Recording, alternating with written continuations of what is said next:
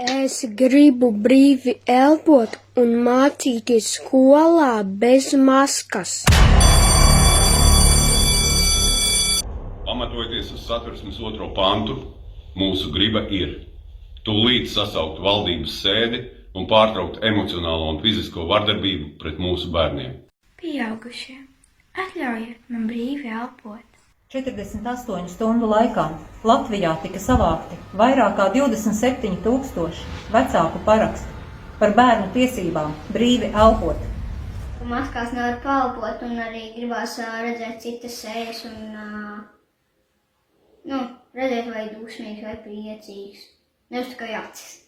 Tieši cik tad maska aizsargā?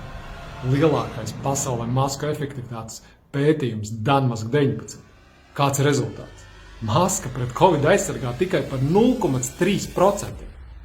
Ja es uzliktu masku, nevis viņa mani aizsargātu, bet viņa mani sabojot veselību vienkārši.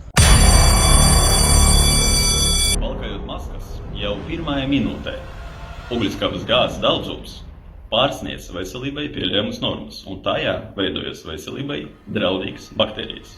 Masku valkāšana ir ļoti kaitīga bērnu veselībai un attīstībai.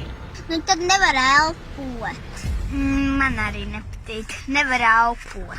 Mēs gribam zināt vārdus un uzvārdus tām amatpersonām, kuras gatavoja un pieņēma šos lēmumus. Katrai kļūdai ir vārds un uzvārds. Un ja Saeima grib tās maskas velkāt, lai paši velkā. Tie nav jūsu bērni. Tie ir mūsu bērni.